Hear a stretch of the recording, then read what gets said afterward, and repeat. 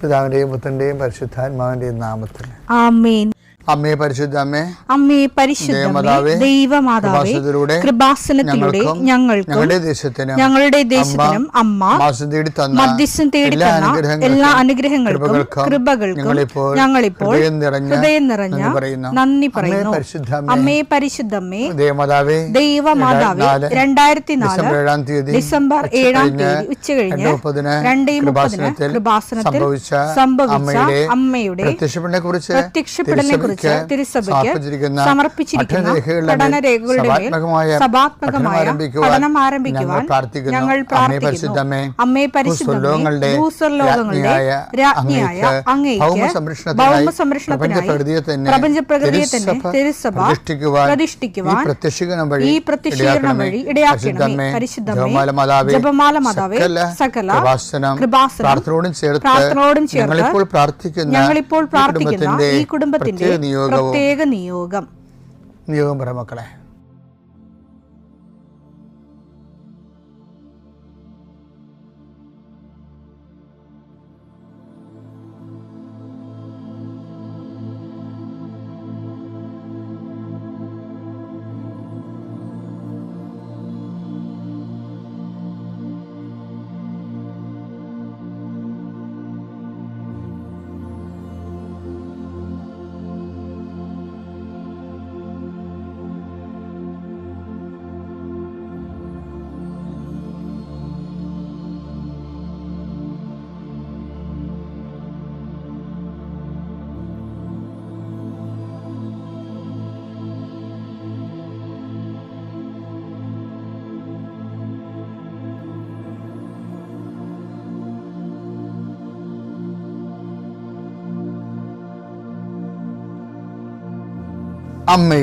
അമ്മയുടെ പ്രത്യക്ഷീകരണത്തിന്റെ ഈ അനുഗ്രഹവേളയിൽ ഞങ്ങൾക്ക് സാധിച്ചു തരുവാൻ കനിയണമേ.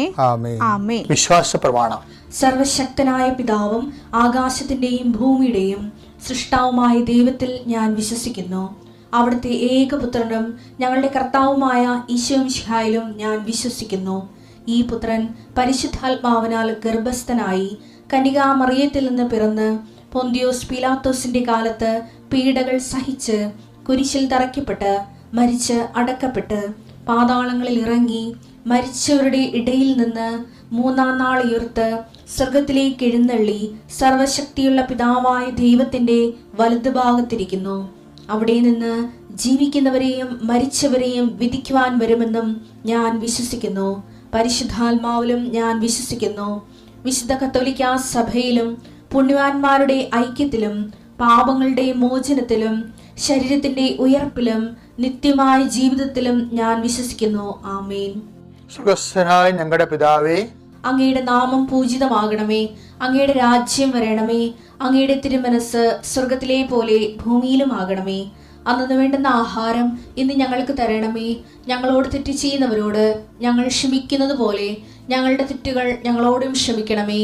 ഞങ്ങളെ പ്രലോഭനത്തിൽ ഉൾപ്പെടുത്തരുതേ, തിന്മയിൽ ഞങ്ങൾ രക്ഷിക്കണമേ. ആമേൻ. നന്മ നിറഞ്ഞ മറിയമേ, സ്വസ്തി. കർത്താവ് അങ്ങയുടെ കൂടെ സ്ത്രീകളിൽ അങ്ങ് അനുഗ്രഹിക്കപ്പെട്ടവളാകുന്നു. അങ്ങയുടെ ഉദരത്തിൻ ഫലമായി ഈശോ അനുഗ്രഹിക്കപ്പെട്ടവനാകുന്നു. പരിശുദ്ധ മറിയമേ, തമ്പുരാന്റെ അമ്മേ, പാപികളായ ഞങ്ങൾക്ക് വേണ്ടി ഇപ്പോഴും ഞങ്ങളുടെ മരണസമയത്തും തമ്പുരാനോട് അപേക്ഷിക്കണമേ. ആമേൻ. കർത്താവ് നിന്റെ ഉന്നതമായ നാമത്തിന് സ്വസ്ഥം ചെയ്യുന്നു. ഇന്നത്തെ ദിവസം നിന്റെ തിരുമുറുവാളുന്ന വലതുകരം അങ്ങയുടെ മക്കളുടെ മേൽ വെക്കണമെന്ന് പ്രാർത്ഥിക്കുന്നു. കർത്താവ് അങ്ങയുടെ മക്കളുടെ യാത്രകളെ ആശീർവദിക്കണമേ. ഒരു വിഷയം ഓർക്കുമ്പോൾ, ഒരു വ്യക്തിയെ ഓർക്കുമ്പോൾ നിനക്ക് വിഷമം ഉണ്ടെങ്കിൽ അത് കർത്താവ് ഈ നിമിഷം ഏറ്റെടുക്കുകയും നിനക്ക് വേണ്ടി ഈശോ വാദിക്കുകയും ചെയ്തുകൊണ്ട് നിന്നെ അവിടുന്ന് സന്തോഷത്തോടെ തിരിച്ചു കൊണ്ടുവരട്ടെ. നിന്റെ സാമ്പത്തിക പ്ലാനുകളെല്ലാം, നിന്റെ പദ്ധതികളെല്ലാം, 10 പൈസ നിന്റെ കുഞ്ഞുങ്ങൾക്കും കുടുംബത്തിനും വേണ്ടി സ്വരുക്കൂട്ടാൻ വേണ്ടിയുള്ള നടപടികൾ ഈശോയുടെ നാമത്തിൽ സംരക്ഷിക്കപ്പെടട്ടെ. കർത്താവെ, കുറേ നാളായി പരിശ്രമിച്ചിട്ടും ഒന്നും നടക്കാതെ ഇപ്പോഴും ഒന്നേം തന്നെ കിടക്കുന്ന ആൾക്കാരുണ്ട്. അങ്ങനെയുള്ള എല്ലാ വിഷയത്തിനുമേലും കർത്താവ് ഇന്ന് നീ തീരുമാനം എടുക്കണമെന്ന് പ്രാർത്ഥിക്കുന്നു. എൻ്റെ കർത്താവിൻ്റെ ഉന്നതമായ നാമത്തിൽ സഭയുടെ അധികാരത്തിൽ കുരിശിൻ്റെ അടയാളത്തിൽ സ്ഥാപനങ്ങൾ നടത്തുന്നവരെ, സ്ഥാപനങ്ങളുടെ ഉത്തരവാദിത്തങ്ങൾ ഏറ്റെടുത്തിരിക്കുന്നവരെ, അവിടെ നിങ്ങൾ നടത്തിക്കൊണ്ട് പോകുന്നതിന് എതിരാളികളുള്ളവരെ, അത് ബിസിനസ്സാകാം, സ്കൂളാകാം, ആശുപത്രിയാകാം, മറ്റെന്തെങ്കിലും തരത്തിലുള്ള കാര്യങ്ങളാകാം, എതിരാളി നിങ്ങൾ അകപ്പെടുത്താൻ ആഗ്രഹിക്കുന്നവർ അവരുടെ കൈയും കാലം നിർവീര്യമാകട്ടെ. ഈശോയുടെ നാമത്തിൽ പ്രാർത്ഥിക്കുന്നു. Lord Jesus Christ, pour out His Spirit, touch the fire fingers, soak with the precious blood. Lord, infuse His Spirit of power and grace. Matthew 5:7 എന്താണ്? കരുണയുള്ളവർ ഭാഗ്യവാന്മാർ, അവർക്ക് കരുണ ലഭിക്കും. അവർക്ക് കരുണ ലഭിക്കും. ഇക്കാലത്ത് ഏറ്റവും കൂടുതൽ മിസ്യൂസ് ചെയ്തിരിക്കുന്ന ഒരു വാക്കാണ് കരുണ. ആവശ്യമുള്ളിടത്തും എല്ലായിടത്തും കരുണയൊക്കെ ഉപയോഗിച്ച്,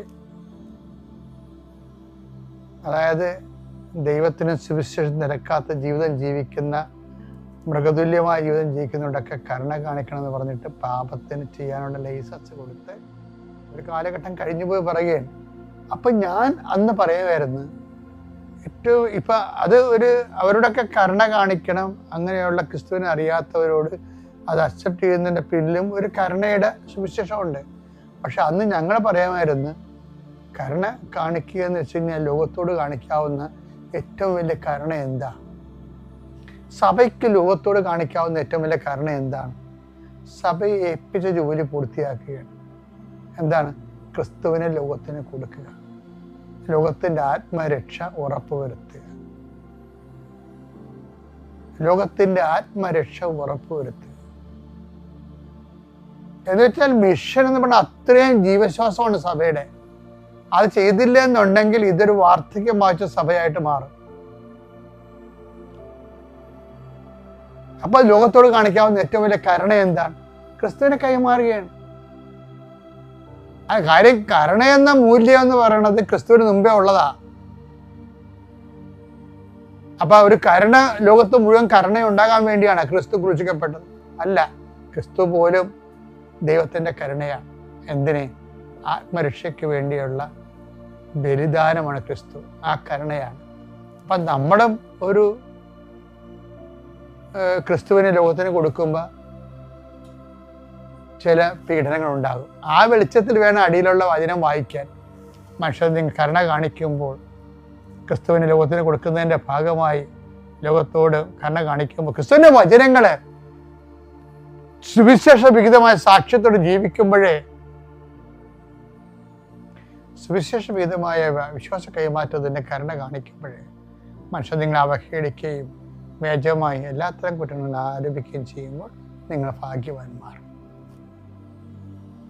ആഹ്ലാദിച്ചുല്ലസിക്ക് വേണ്ടി. അപ്പം അവിടെയും വന്ന് നിൽക്കുന്നത് വിശ്വാസ കൈമാറ്റം. കരുണ എന്ന് പറയുന്നത് ഏറ്റവും വലിയ കരുണ ക്രിസ്തുവിനെ കൈമാറുന്നതാണ്. ക്രിസ്തുവിനെ കൈമാറിയാലല്ലേ ക്രിസ്തുവിൻ്റെ വചനം അനുസരിച്ച് ജീവിക്കാൻ പറ്റത്തുള്ളൂ. പിതാവിൻ്റെയും പുത്രൻ്റെയും പരിശുദ്ധാത്മാവിൻ്റെയും